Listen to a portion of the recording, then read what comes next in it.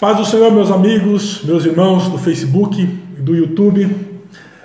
Hoje estou aqui, fui presenteado por Deus com a presença do nosso querido amigo e pastor Adriano Serafim. Ele é pastor da Assembleia de Deus do Ministério do Belém, escritor, teólogo, professor, e está hoje aqui para a gente, para nos ajudar com essa questão tão importante que é essa questão do tema que você viu aí em cima, os desigrejados, esse fenômeno que vem crescendo cada dia mais e que precisamos tomar cuidado, porque ele pode trazer prejuízos para a nossa vida espiritual, para a nossa vida devocional. Então, nosso querido amigo pastor Adriano vai nos dar as orientações corretas, como devemos nos comportar diante deste fenômeno. Pastor Adriano.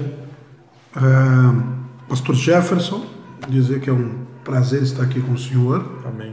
Viu? Neste trabalho tão extraordinário que o senhor faz nesse canal, dando voz à teologia brasileira. É um prazer estar aqui e é um assunto tão pouco falado, né? Inclusive, nós notamos algumas lições na escola dominical e pouco se fala sobre o assunto. Isso. Entretanto, é um assunto que vem, na verdade, fazendo parte do seio da igreja pós-moderna e que tem causado uma divisão, digamos assim, uma perca, um dano na igreja muito grande. Aliás, nós temos algumas pesquisas dizendo que já passa de 4 milhões o número de desigrejados. Então é uma congregação muito grande, pastor Jefferson. Tá certo. Pastor Adriano, antes da gente entrar aprofundar no assunto, eu queria que o senhor apresentasse o seu livro para nós, os irmãos que estão nos assistindo. Muito bem, pastor. Essa é uma obra que recentemente lançamos na Bélgica, chamada Heresias Antigas com Roupagens Novas. Nessa obra eu trato aqui, pastor, acerca de todas as heresias do século II. E hoje, com qual roupagem elas estão? Certo. Ou seja, como que essas heresias se infiltraram dentro do seio do cristianismo e hoje, através de seitas, elas mostram que estas heresias antigas somente estão com uma nova roupagem. Inclusive, esse aqui é um presente para o senhor. É um livro extraordinário, tem uma citação bibliográfica muito vasta. São mais de 15 citações bibliográficas, nota de rodapé. Então, esse é um presente meu para o senhor aí. Muito obrigado. Eu estava já há tempo, já estava querendo adquiri-lo. Deus abençoe. Eu vou deixar aqui para você poder olhar, guardar bem na sua mente aí Quer que eu te ajude? A capa dele. E, pastor, quem quiser adquirir seu livro, como é que faz? Pastor, o telefone é 96407-5229. 96407-5229. Depois na edição a gente vai colocar aí no rodapé os contatos do pastor. Deus abençoe. Vamos lá. Pastor Adriano, da onde vem, qual é a origem desse fenômeno que vem crescendo aí no mundo dos desigrejados? Então, na verdade, esse termo desigrejados, ele é um termo, na verdade, falado muito popularmente. É o popular para aquele que se desinstitucionaliza. O termo teológico mesmo seria nihilismo eclesiástico. Certo. Devido à forma como a instituição faz parte da cultura dos povos, então o fato do indivíduo se afastar do convívio da instituição, ele acaba ganhando esse termo que é mais popular do que teológico. Certo. Desigrejado, devido à forma como o povo enxerga a igreja. O povo não faz a cisão entre igreja e instituição. Então o cidadão, ou o indivíduo, né, quando ele decide romper, sair de dentro dessa instituição, ele é tido como desigrejado. Certo. Mas já é um fenômeno antigo, não é um fenômeno de hoje. Esse fenômeno dos desigrejados se o senhor for fazer uma análise na história da igreja, ele já existe desde os primórdios da igreja. Porque a igreja teve alguns problemas, pastor Jefferson, e esses problemas ocasionaram alguns cismas. Um exemplo, nós vamos ver aqui alguns movimentos como Marcião, Ário, Apolinarismo, Nestorianismo, Donatismo e até mesmo o próprio Lutero, que rompe com a instituição e funda ou migra para um cristianismo alternativo, certo, longe da instituição. O primeiro cisma comprovado com a igreja foi o de Montano, não sei se o senhor já ouviu falar, no século II. Montano, ele dizia receber revelações diretas do Espírito Santo.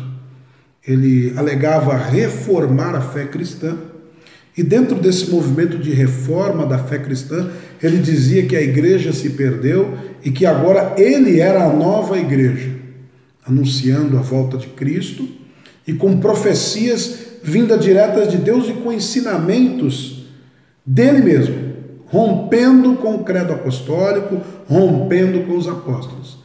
E Montano foi tão extraordinário, esse primeiro cisma, esse primeiro desigrejado, porque ele ganhou fiéis. Duas moças se juntaram a eles, e uma delas era uma de suas profetisas também, que a heresia de Montano, ela conseguiu arrancar do seio cristão um dos grandes pais da igreja chamado Tertuliano, para você ter uma ideia do prejuízo que trouxe da igreja. De um desigrejado. Ele conseguiu, com as suas ideias, manipular um dos grandes teólogos da cristandade, que foi Tertuliano. Entretanto, pastor, a história da igreja, ela é um tanto que complexa, porque nós mostramos a defesa da igreja contra esses hereges. Certo. Mas nós não temos os documentos dos hereges se defendendo. Então, de certa forma, houve uma injustiça através dos concílios e das outras formas de se julgarem os hereges. E esses hereges, eles saíam do seio da igreja, e ali, quando eles saíam do seio da igreja, que, de acordo com o credo apostólico, era uma igreja. Creio na santa e una Igreja Católica não apostólica romana. Isso. Igreja apostólica, que é o credo de fé da igreja do século II. Quando você rompia com esse credo de fé, você não estava mais no seio da igreja. O que você era? Desigrejado. Só que a diferença, pelo menos que eu vejo, entre os desigrejados e os nossos desigrejados desse nosso tempo é que eles saíam do seio da igreja primitiva. Sim. Mas eles queriam impor uma nova filosofia, até mesmo nesse caso que o senhor comentou. Inovações. E, querendo ou não, alguma doutrina, algum tipo de doutrina. Discordância teológica. Isso. Agora, o que eu vejo muito hoje é que os desigrejados da nossa época, eles não querem saber disso. Eles querem sair da instituição igreja e não querem. Eles querem apenas estar longe da igreja. Eu tenho Deus no meu coração e é o suficiente e não. O fenômeno é extraordinário. Em cada época esse fenômeno ele se manifesta de uma devida forma. Certo. O que acontece? Na época primitiva, século II, III, até mais ou menos ali, período pré-reforma, ser um desigrejado era romper com a instituição, porque só havia a ideia de uma igreja. Certo. Não existia um movimento reformado, protestante, paralelo à igreja romana. Nós vamos ver até um outro grupo que eu não citei, chamado Valdenses, que vai ser um grupo paralelo também ao movimento reformado. O que acontece dentro dessa ideia de desigrejados? É um movimento que sempre teve. O que eu quero dizer aqui é que esse movimento não é uma novidade. Certo. Não é algo novo. E é muito bom essa voz que o senhor dá aos teólogos aqui. Esse movimento não é uma inovação, esse movimento já existia. O que acontece é que este movimento hoje, ele explode, ele age de uma maneira diferente. Entendi. E da sua visão, eu tenho minha visão. Claro. Quais são os principais motivos que leva as pessoas hoje a desigrejar?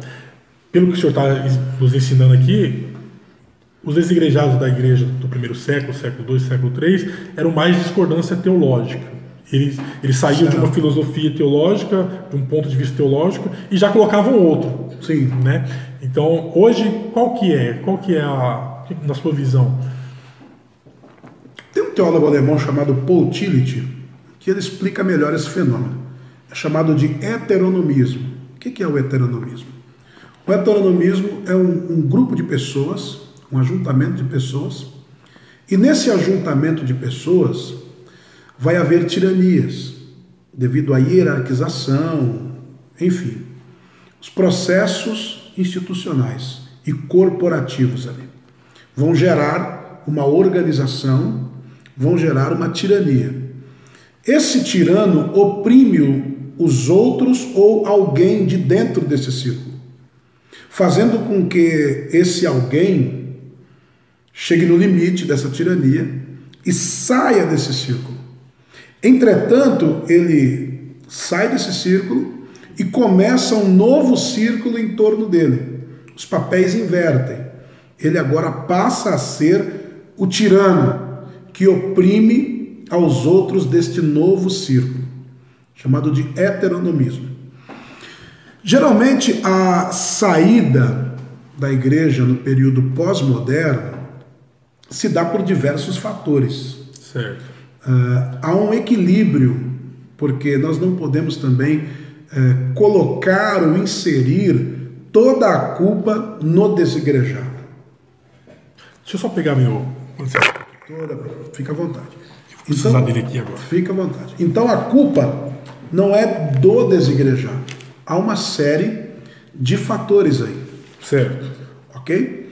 E essa série de fatores se dá das seguintes maneiras. Eu vou citar aqui algumas hipóteses. A primeira, a tirania inescrupulosa e abusiva de líderes. Isso. Nós temos no Brasil, infelizmente, algumas igrejas que têm uma posição coronelesca. O que é isso, uma posição coronelesca? É onde o líder tem um abuso, um autoritarismo sobre os demais. Certo. E isso, com o tempo, vem causando um desgaste. As pessoas não aguentam mais, né? Por quê? Porque congregar é relacionamento. Tudo na vida insere relacionamento. E congregar é relacionamento. Se você não cuidar de um relacionamento, vai haver desgastes. E, infelizmente, a tirania de alguns líderes, despreparados, tanto teologicamente, como academicamente, como também psicologicamente, para lidar com o outro, acabam gerando pessoas insatisfeitas. Paul Tournier, em seu livro Mitos e Neuroses, um teólogo americano e psicólogo também, ele diz que o mal deste século é a insatisfação oculta. Então a insatisfação oculta, tanto que o Judas se suicida por conta dessa insatisfação oculta. A insatisfação oculta, ela gera no ser humano um sentimento de revolta, de cisma.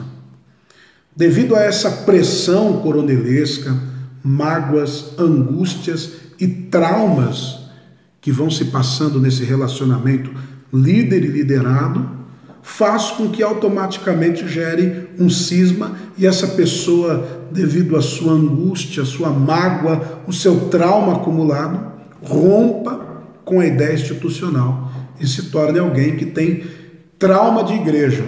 Eu não digo desigrejado, trauma institucional. Segunda hipótese seria a ideia do despreparo da liderança. Porque hoje nós vivemos no mundo da informação. Eu estou falando aqui, tem pessoas pesquisando para ver se bate o que eu estou falando. Então, requer do líder um certo preparo, tanto acadêmico, teológico e também formal. para saber o que está falando. Exatamente. Como é que pode um culto em que não há a exposição da palavra de Deus? Onde há mais testemunhos, onde há mais hinos. Não sou contra os hinos, tem que se cantar os hinos, mas em uma liturgia, a liturgia é feita de momentos. Então há um momento adequado para tudo isso. Exato. E o maior tempo tem que ser da palavra de Deus. Uma boa palavra, né? Claro, é isso que eu estou dizendo para o senhor. Às vezes a palavra se resume a histerias e gritos, e não há exposição da palavra de Deus. E não havendo a exposição da palavra de Deus, o caráter não é gerado, não é formado, não é lapidado. Quando não há o caráter lapidado, isso faz com que esse relacionamento líder e liderado também se desgaste. A pessoa vai cansando e vai entrando uma monotonia na liturgia diária. A pessoa não vem porque vai ser sempre igual. Isso vai entrar também o principal fator e o principal culpado desse fenômeno, que é a insatisfação oculta. Certo. Vou na igreja, o pastor vai falar a mesma coisa. Então acaba criando esse grande problema. Não há uma diversificação. O terceiro ponto a se falar é a frustração. Terceira hipótese, né? Seria a frustração com a igreja mercado. A igreja mercantilista. Muito importante. Por quê? Essa igreja mercantilista, ela causa um abuso na fé. O que é um abuso? Acaba trazendo a ideia de que a bênção, o sagrado, o sacro, para ser acessado tem que ser pago. Isso é muito... E como vivemos num país pobre, necessitado, essa ideia da prosperidade, ela é muito abrangente aqui, porque todo mundo quer ser próspero. É uma teologia bem americanizada, parecendo a ideia de pirâmide ou marketing multinível. Vai pra cadeia, pessoal. Sim, mas o esquema do evangelho mercantilista, desse evangelho abusivo, é este. Você vê testemunho de pessoas que, de bom grado, de bom coração, doaram para a igreja tudo que tinha. Lembrando-nos aqui que eu não estou falando contra dízimos ou ofertas voluntárias. E isso faz parte, sim, para que a igreja se mantenha de pé. É necessário, há um gasto, há um sustento pastoral, há um custo de um aluguel ou algo do gênero, que a própria comunidade se mantenha. A comunidade protestante, nós se mantemos através de nós mesmos, não tem uma ajuda do governo, do Estado. Então é necessário a solidariedade, o bom grado, a reciprocidade e a generosidade. Mas não pode haver um abuso. Quando há este abuso, vai gerar um desgaste na geração liderado e líder. Esse desgaste é gerado porque hoje é o país da informação, hoje o mundo é informatizado. Então a pessoa vai lá e vai ver, poxa, eu não preciso pagar por isso. Não preciso pagar por isso. Essa ideia mimetista de que Deus está na flor, na pedra, enfim, esse cristianismo híbrido, que não tem nada de original. Um exemplo, esses dias eu estava acompanhando uma liturgia em que o líder falou que ele foi no monte, ele enterrou o azeite por 90 dias, ele retirou o azeite. Está poderoso. O azeite agora tem superpoderes. Quero dizer, esse evangelho híbrido, esse cristianismo híbrido, ele é uma prática sincrética entre espiritismo, romanismo e cristianismo. E tudo isso agrada o brasileiro porque é a nossa raiz. Nós viemos ou do romanismo ou nós viemos do espiritismo. E quando nós encontramos uma igreja que tem algo ungido, sagrado, sacro, tirando o Cristo, palpável, e que pode abrir portas, isso me torna uma presa fácil. Até que eu vou gastando o meu dinheiro, as minhas economias e não vendo resultado.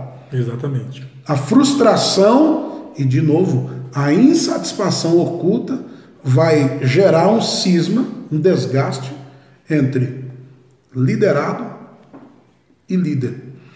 Outra suposição que gera a questão dos desigrejados é a substituição da palavra de Deus por entretenimentos. Substituição da palavra de Deus por entretenimentos. É quando a campanha política substitui o horário da palavra. É até duro o que eu vou dizer aqui, mas é uma grande verdade. Estamos aí. É uma grande verdade. Ano de eleição. Entendeu? Não sou contra a igreja apoiar um devido candidato. A igreja tem todo o direito.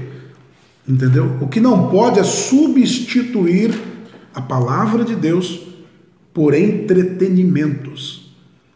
Automaticamente, a falta de palavra, como eu já disse antes, vai gerar uma insatisfação oculta e, infelizmente, esse desgaste entre líderes e liderados pode se corroer. E terminando aqui o meu raciocínio acerca da sua pergunta, a ideia das pessoas não suportarem mais andar em comunidade. Esse é o grande problema do século XXI. As pessoas não conseguem mais conviver em comunidade. Não se suportam mais. Não se toleram e não se suportam. O corona teve o seu lado negro, ruim e funesto. Perdi alguns amigos por conta deste vírus. Entretanto, o corona, ele nos ensinou uma lição, ele foi pedagógico, ele nos ensinou o quanto o outro é importante. É verdade. O quanto a imagem virtual não é tão real como se parece. O corona fez nos enjoar da rede social e querermos a companhia do outro. Sentimos calor humano. A maioria dos cismas ocorre porque as pessoas não se toleram umas às outras. As pessoas criam uma ilusão de que o ambiente religioso é um ambiente perfeito. E se esquecem de que aqui não tem anjos. Aqui tem pessoas problemáticas que estão precisando ser curadas. Isso desde o pastor ao membro. Então, a reunião religiosa tem que se colocar na cabeça que é o encontro de problemáticos tratando-os e sendo tratados. Essa é a grande verdade. Quando você insere essa ideia de que o outro tem problema também,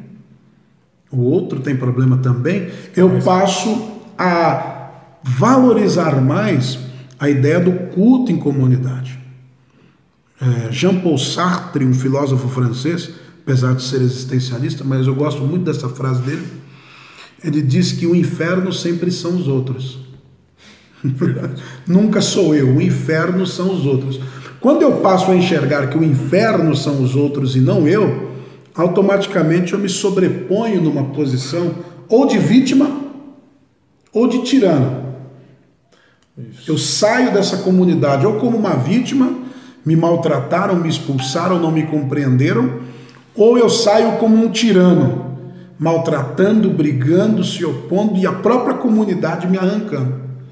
Então, essas são as suposições, são inúmeras, mas essas são as mais variáveis para o surgimento dos desigrejados. Certo.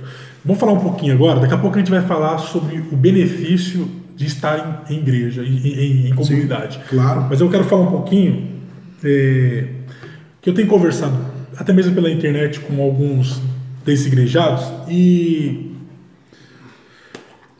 alguns motivos também que eu vejo, eles usam algumas questões assim. Por exemplo, pastor não existe. O único pastor foi Jesus Cristo. Eu não preciso de pastor. Eu ouço isso, já ouvi isso. Eu não preciso de estar debaixo da mentoria de alguém. Sim. Certo? O que cai, eu quero ler aqui um texto bíblico, no livro de 2 Timóteo, capítulo 4. Capítulo 4 e o versículo 2 Timóteo. Isso. 4 e o versículo 1. Até o versículo de número 3. Conjura-te, pois, diante de Deus e do Senhor Jesus Cristo, que há de julgar os vivos e os mortos, na sua vinda e no seu reino. Que pregues a palavra, inste a tempo e fora de tempo. Redarguas, repreendas, exorte, com toda longanimidade e doutrina. Aí eu chamo a atenção para o versículo 3. Porque virá tempo em que não sofrerão a sã doutrina, mas tendo comichões nos ouvidos, amontoarão para si doutores conforme suas próprias concupiscências. Veja bem, isso aqui seria o apóstolo Paulo falando sobre um possível movimento de desigrejados, porque alguns até agora a gente falou sobre a culpa da instituição no fenômeno, mas também tem do desigrejado. Sim. Também a desinclinação a ser mentoreado, a ser às vezes disciplinado, ser repreendido, como a palavra de Deus nos ordena aqui para um pastor, né? Olha, repreende. Isso aqui é um conselho, nem chega a ser um conselho, chega a ser uma ordenança para um pastor. Sim. Repreende, né? Então, redargos, exorta, vai com toda a longanimidade. Tem um texto também que fala sobre Hebreus 13:7. Sujeitai-vos aos vossos pastores. Sujeitar é dizer assim, bom, eu tenho que, o meu pastor, ele está velando pela minha alma, ele está enxergando um perigo que vai me fazer mal, alguma coisa, então ele vai me orientar. A minha vontade nem era fazer isso, mas ele está me orientando, eu vou me sujeitar à orientação do meu pastor. Certo. Essa desinclinação a ser mentoreado, a ser pastoreado, tem crescido no coração das pessoas e tem levado as pessoas a desigrejar, vamos dizer assim, termo bem popular. Sim. O que o senhor tem a dizer sobre isso? Desse outro ponto, da desinclinação a obedecer, a respeitar autoridades eclesiásticas. A pergunta é referente à instituição, certo, e a hierarquia do clero. Porque se há alguém que exorta, é sinal de que há uma hierarquia. Certo. Então nós estamos falando agora de um processo institucional. Nós sabemos que esse processo institucional, esse fenômeno institucional na igreja, essa hierarquização, ela só é implantada literalmente entre o século III e VI. Houve um bispo chamado Cipriano de Cartago no século II, e no século III a igreja vai se institucionalizar. E Cipriano de Cartago, ele é quem vai trabalhar nesse processo de institucionalização e nesse processo de hierarquização. Certo. Eu já vou falar sobre o seu texto. Esse processo de hierarquização funciona da seguinte maneira. O Cipriano de Cartago ele fez o seguinte: ele separou cleros de laus, povo e cleros. Ele deu superpoderes ao clero. Ele deu uma autoridade sobre o clero. Tanto que o ministro na igreja primitiva, ele era um membro tão comum como o outro, que todos os membros poderiam celebrar ceia e batismo. Cipriano de Cartago, ele separa isto e diz, olha, a partir de agora, nesse processo de institucionalização, o líder passa a celebrar batismo e ceia. Ok? Então vamos lá. Esse processo de institucionalização trouxe sobre a igreja a ideia de submissão. Esse processo de submissão, ele é muito relativo, porque eu posso me submeter à sua autoridade, como eu posso fingir me submeter. No período dos apóstolos, essa submissão era aos apóstolos, porque ela foi conferida direto por Jesus. Certo. E Paulo, no capítulo 4 de Timóteo, ele está sistematizando o processo hierárquico. Tanto que se você fizer uma exegese desse texto, você vai ver que essa carta ela é endereçada contra o gnosticismo. E o gnosticismo tinha essa ideia. Qual era a ideia do gnosticismo? De que as leis dos apóstolos não eram mais válidas, já era um desvio doutrinário. Isso. A ideia do desigrejado, quando ele diz eu não tenho pastor, eu não tenho líder, ela já não é dele, ela já começa com o gnosticismo.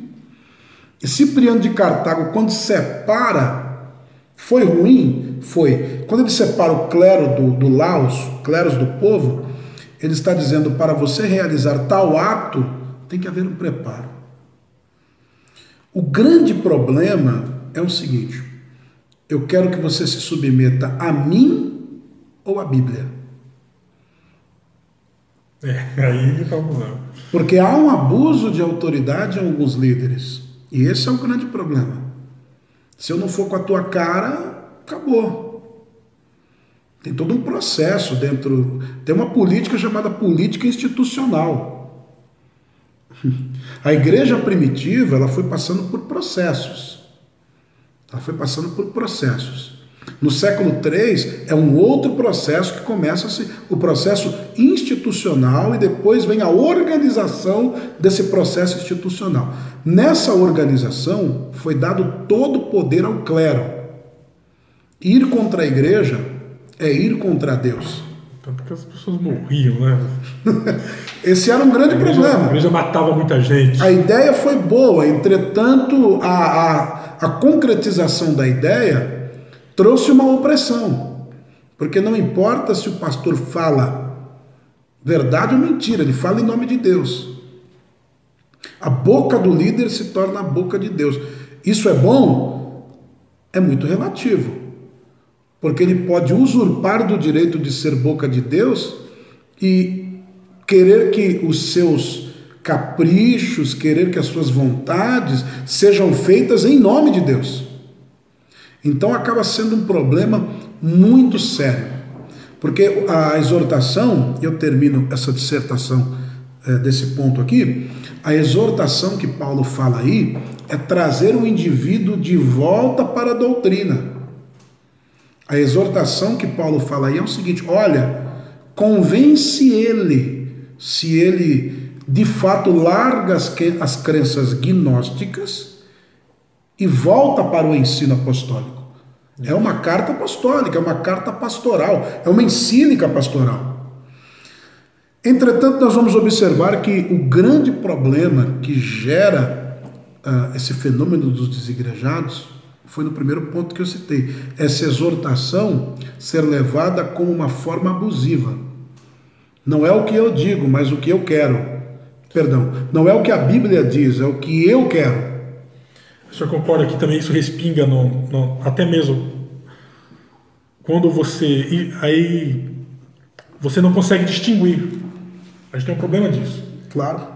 Você não consegue distinguir a pessoa que está sendo mentoreada, a pessoa que está sendo pastoreada, um possível desigrejado, ele não consegue distinguir, às vezes, em alguns casos, o que é a vontade do pastor, o que é a palavra.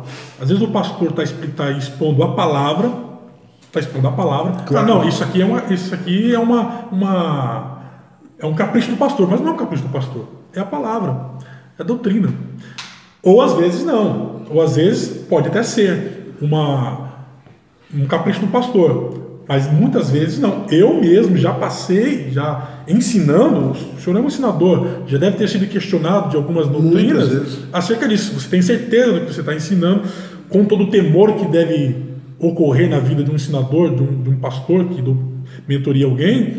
A gente tem todo o cuidado de expor a palavra, pelo menos deveria ter todos os pastores, todos os líderes. E porque o evangelho, ele está falando como professor, eu estou falando como pastor, tá, gente? Tem essa dificuldade. Tem essa dificuldade. Pastoral, é verdade. Exatamente. Veja bem, a gente encontra essa dificuldade de você conseguir a aceitação da palavra.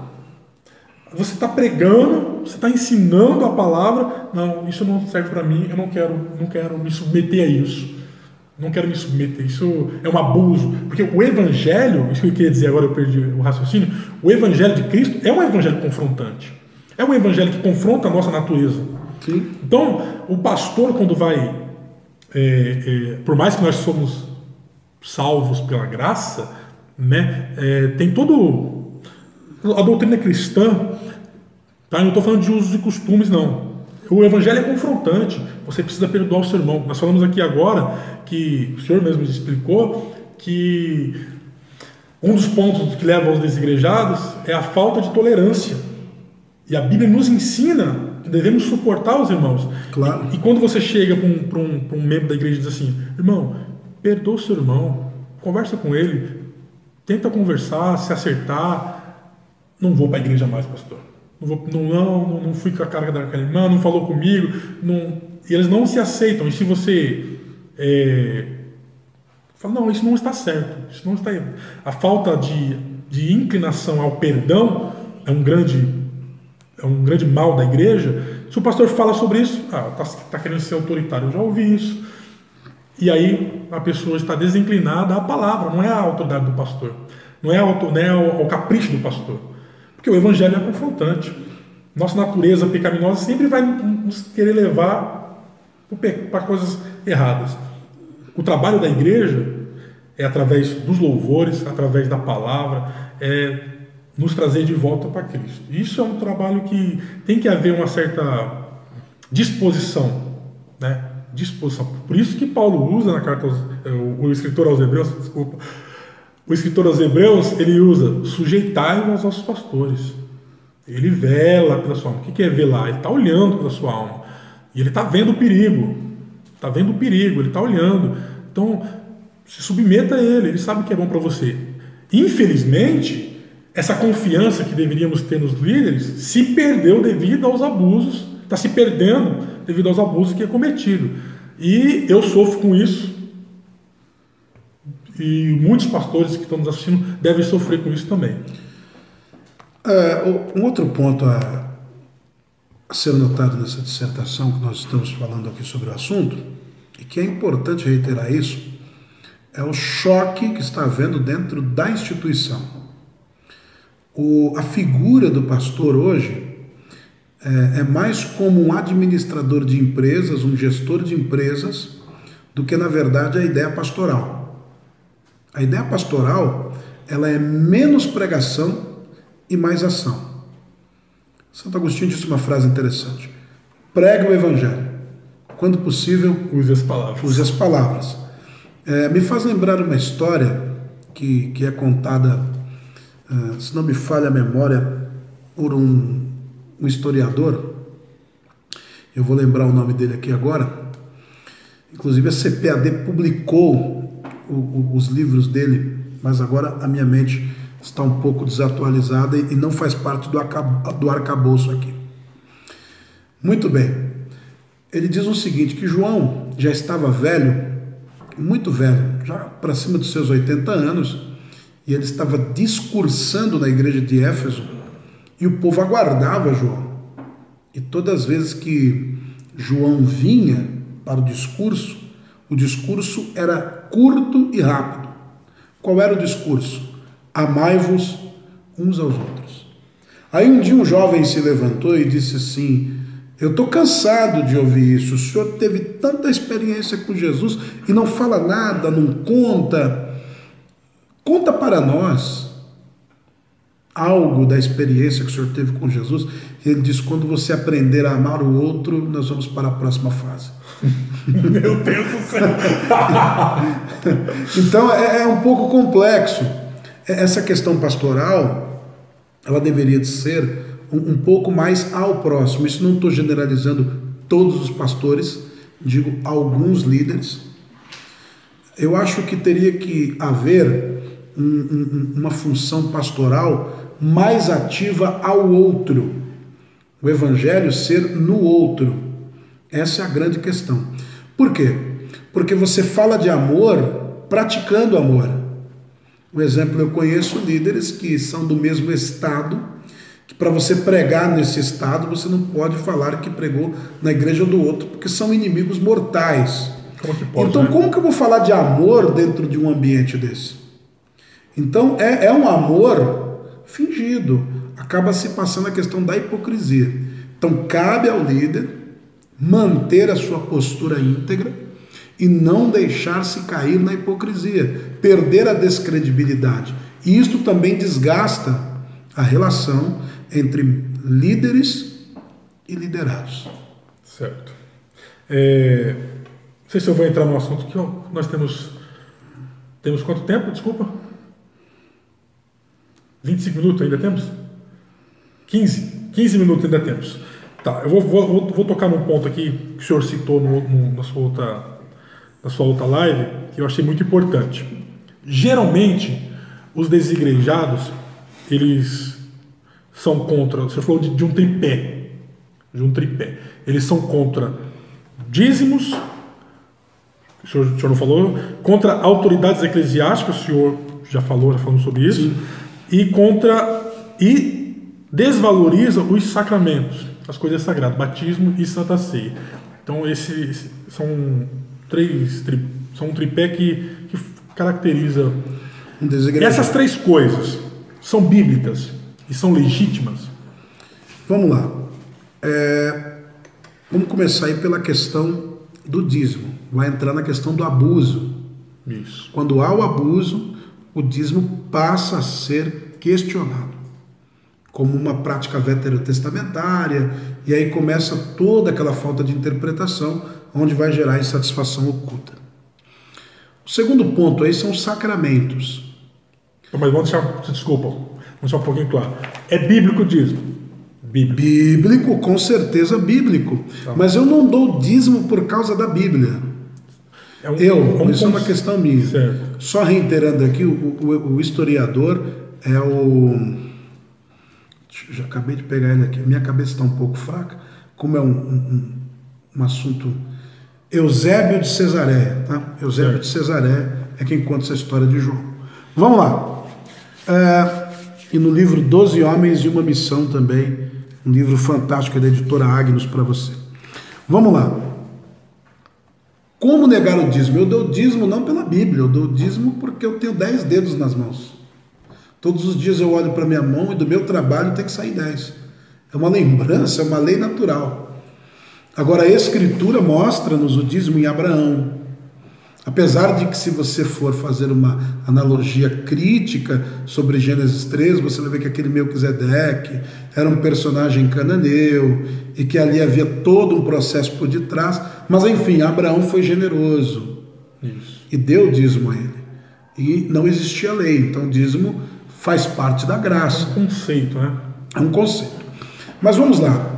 A questão do dízimo é bíblica e é neotestamentária. Porque Paulo diz assim: sede meus imitadores, como eu também fui de Cristo. Cristo era o quê? O que ele era? Nacionalidade. Judeu. E judeu é dizimista? Com certeza. E Paulo é o quê? Paulo é judeu. E ele está dizendo: me imitem. Exatamente. Então ele está dizendo: eu dou dízimo, deem também. E ele está escrevendo uma igreja gentílica. Então eu creio que o dízimo é bíblico, mas se você não crê, é uma questão pessoal sua. Entretanto, os abusos, a má administração do que está sendo feito com o dízimo, a falta de transparência. Eu conheço pastores que têm uma transparência fantástica. Já outros não têm tanta transparência assim. Acaba levantando questionamentos. Mas a questão é o seguinte: se há uma insatisfação oculta, mesmo se você esclarecer ou não esclarecer, aquilo será, na verdade, uma brecha para ocasionar o cisma. Certo. Bom, vamos agora, que a gente tem um pouquinho de tempo, vamos sobre os sacramentos, batismo e santa ceia. Na verdade, é uma visão reformada essa palavra sacramentos, né? Se tiver algum assembleano nos assistindo, eles podem, vai ter. podem nos pegar aí e armar a fogueira e nos queimarem vivos. Então vamos falar ordenanças, né? Ordenanças, batismo e ceia. Eu não quero fazer inimigos, né? Batismo e ceia Deixa a porta aberta para todo mundo. É bíblico. Entretanto, esse sistema desigrejado, eles vão evoluindo. Eu conheço alguns desigrejados que mantêm a ideia do sacramento da ceia ou da ordenança da ceia com a família. Ele vai lá, toma ceia com a família, numa comunidade local ali, sem a institucionalização. Eles se reúnem em comunidade, mas não há uma institucionalização. Institucionalização está ligado a culto regular, tesouraria, hierarquia, ofícios, ofertas, dízimo, clero oficial, confissão de fé, rol de membros, propriedades, escolas e seminários. Tudo isso está inserido no processo de instituição. Gera um corporativismo, é claro. Mas, enfim, eles se reúnem em comunidades, mas não tem esses predicados que eu vos falei. Já tem outros que são mais radicais, que abrem mão de fato da ceia, dizem que foi simbólico, teórico e que não é uma prática cristã. São radicais extremistas e que dizem não haver mais batismo, que o batismo é só da cruz. Inclusive eu estava com um teólogo no Itaim Paulista e ele caindo nessa besteira de dizer que o batismo não é uma prática cristã, que batismo agora é só o batismo da cruz. E eu fui dizer para ele o seguinte: o batismo e a ceia, eles não só são relatados na Bíblia, porque antes da Bíblia a igreja tinha as confissões dos apóstolos, que eram os credos, e havia também o Didaquê, que é um documento mais antigo do que a Bíblia. Olha só. E na Didaquê nós vamos ver o ensinamento, as confissões dos apóstolos. E os apóstolos alegam haver batismo, alegam haver ceia. Abrindo um adendo, claro. Toda essa ideia de batismo e ceia, ela vem sofrendo alterações.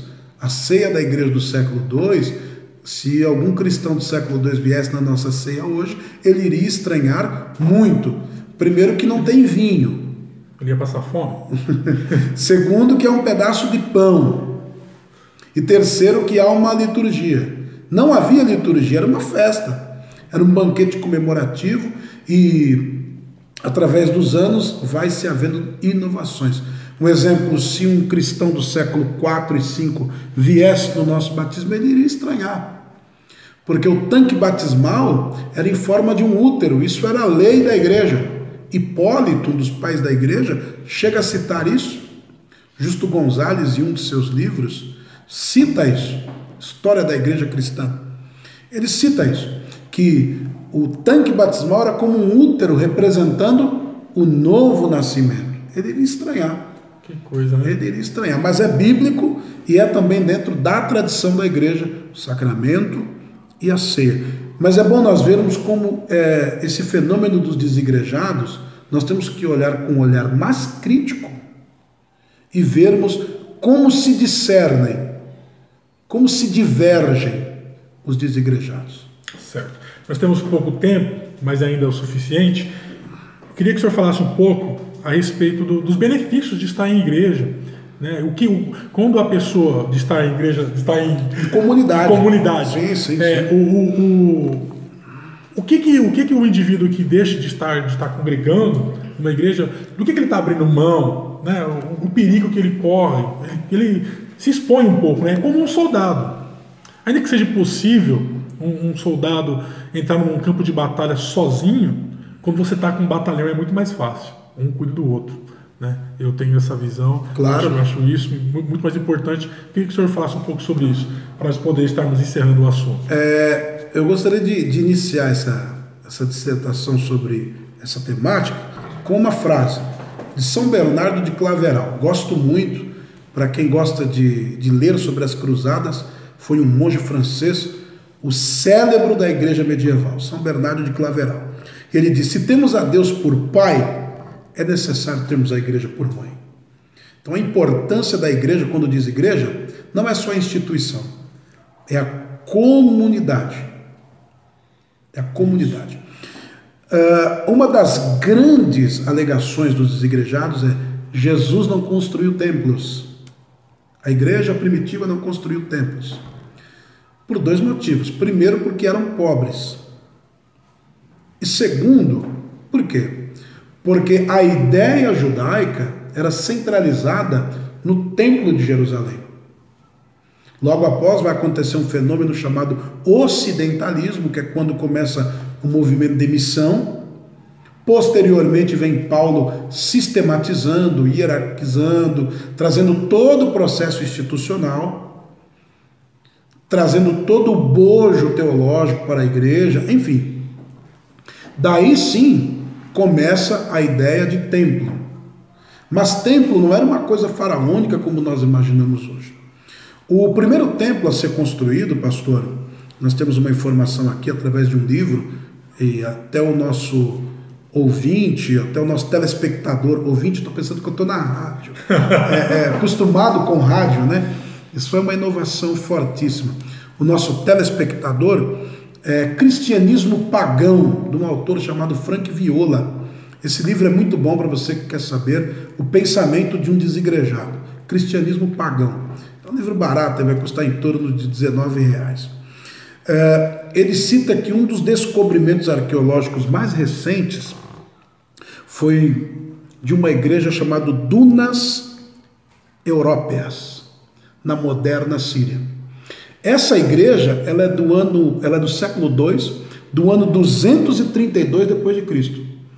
Então você já vê que 30 anos depois do século II já se havia um ajuntamento cristão, porque a igreja não tinha dinheiro para comprar, usufruir de um templo, porque eram pobres. Isso. Eram judeus marginalizados. E agora está aderindo ao cristianismo pessoas que também são de outras crenças pagãs. Então o cristianismo está bem híbrido. Aí vem Paulo ensinando, mostrando, sem contar as heresias gnósticas que estão inseridas no meio. Então o local privado, o primeiro local privado, marque aí para você responder a um desigrejado, a Casa de Dura. A Casa de Dura Európeas, na moderna Síria, ano 232, e a fonte que eu te falei foi um local acomodado e privado para os cristãos se reunirem em comunidade. Reunir-se em comunidade é muito bom. Por quê? É terapêutico. Conviver com pessoas é bom. Você adquire experiências. E conviver com pessoas também pode ter suas frustrações. Eu defino a igreja, pastor, dissertando esse assunto, como um pensamento de Schopenhauer. Schopenhauer ele cita um pensamento muito importante. Ele cita o seguinte: houve um período na Terra que porcos espinhos precisavam atravessar de um ponto a outro do hemisfério. E o que é que eles fizeram? Eles se juntaram numa manada e foram. Entretanto, era muito frio, era a época glacial. Para fugir do frio, eles tinham que ir de um ponto a outro. E o grande problema era que nessa caminhada, eles tinham que se unir para não morrer de frio. Só que eles eram porcos espinhos. Então, quando o frio apertava, eles se uniam, eles se espetavam e se largavam. Isso é comunidade. Não concordamos, mas precisamos um do outro. Então, você que tem o seu filho, é muito bom o processo de mentorização. Isso é fundamental. O processo de disciplina da igreja. Eu até estava comentando com o senhor, é pecado ser desigrejado? Não. É perigoso. Você não tem um mentor, você não tem o culto em comunidade, acaba gerando um conformismo, acaba gerando na pessoa uma independência e acaba gerando na pessoa falta de interesse pela palavra de Deus, porque não há exposição. Mesmo você lendo o texto todo dia, não há exposição. Lembra do negrão abençoado, o etíope, que falou: eu estou lendo, mas não Não tem quem expor, não entendo. Então é necessário ter um mestre, é necessário ter um pastor. Igreja sem teologia é uma igreja morta. É necessário a função do teólogo. Em uma igreja é necessário o pastor, é necessário o evangelista, é necessário o mestre, é necessário o profeta e é necessário o apóstolo, que é o emissário. Então, tudo isso são benefícios do culto em comunidade. Me ensina a ser mais amável, me ensina os princípios de tolerância, me ensina os princípios de conviver e respeitar o limite do outro, e me ensina o princípio de convivência, me ensina o princípio de honra à comunidade local. Então, o culto em comunidade é muito importante. Amém. Bem, meus queridos, nessa agradável noite recebemos aqui o nosso pastor Adriano Serafim, pastor, teólogo, escritor. Recentemente esteve na Europa, está pensando em voltar para lá. Novembro. Vai voltar em novembro? Novembro estamos lá, pastor. Que benção. Setembro, perdão. Estou empolgado aqui, pastor. Setembro. Tá certo. E está aí, Deus está levando o nosso irmão para ensinar a palavra e nos abençoar com esses inúmeros, essas inúmeras informações que se perdem no tempo, mas graças a Deus tem homens como o Senhor que vai sempre guardando para nós e nos expondo. Pastor, fala de novo o seu telefone para quem quiser te convidar para ministrar no congresso, fazer uma palestra, como é que faz? Nós trabalhamos na área terapêutica da família, nós lançamos um livro para a família também, Casamento a Três, Deus, o Homem e a Mulher. É muito importante para você, o cordão de 3 dobras. Nós trabalhamos na área apologética, que é o livro aqui que eu presenteei o pastor Jefferson, fazemos conferência tanto na área da família, como na área apologética, como com avivamentos também. O telefone é 11 96407 5229. Foi um prazer estar aqui. Eu que agradeço a sua disponibilidade. Bela companhia. Muito obrigado pela disposição e pedir a Deus para nos dar mais outras oportunidades de estar juntos, gravando de novo, que vai ser muito bom. Em nome de Jesus. Deus abençoe você que assistiu. Deixe esse like aí no nosso vídeo, se inscreve no canal aí para você ficar atento, receber as notificações de inovações que nós vamos estar trazendo aqui para o nosso canal. Amém? Deus abençoe a todos, fiquem com Deus. Com Deus, meus irmãos.